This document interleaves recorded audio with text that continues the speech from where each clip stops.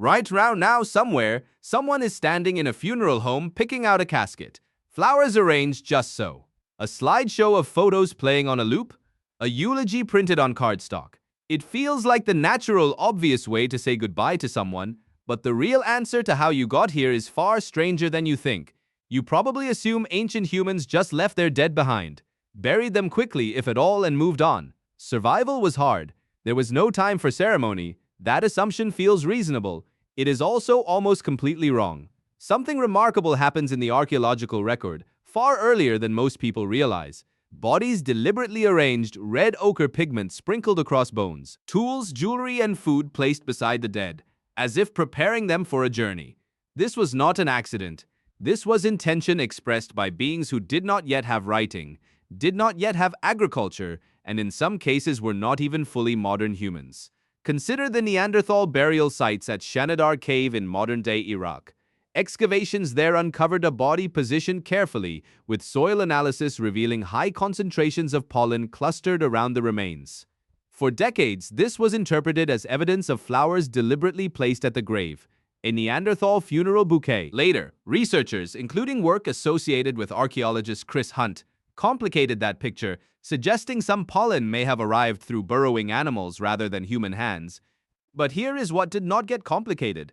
The body itself was positioned with clear intention. Someone chose how this person would lie in the ground. That choice is the beginning of the story, regardless of how the flowers got there. Why does this matter? Because intentional burial requires something extraordinary.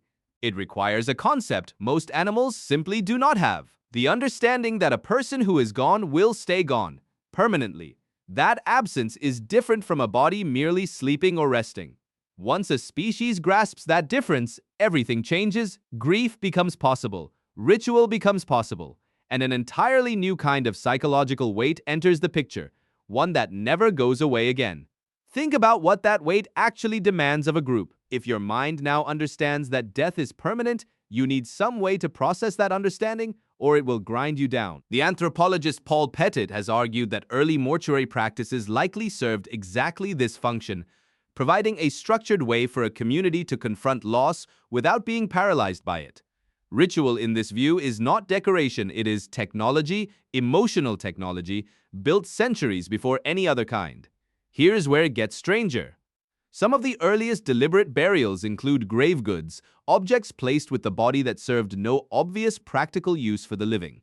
A carved shell necklace, a stone tool, in several sites, red ochre pigment, covering the body from head to toe, a substance that took real effort to source and apply, offering zero survival benefit to anyone still breathing. Why would resource-strapped, calorie-scarce early humans spend time and materials on someone who could no longer use them?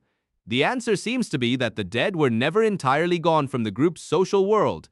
Anthropological studies of small-scale societies today, including research summarized by anthropologist Nicholas Conard on early symbolic behavior, suggest that many early human groups maintained ongoing relationships with their dead. Ancestors were consulted, remembered, sometimes even feared. The line between the living community and the dead one was far blurrier than modern secular life assumes. A grave was not a closing, it was closer to a change of address. Does that reframe something for you? Think about the last funeral you attended, if you have.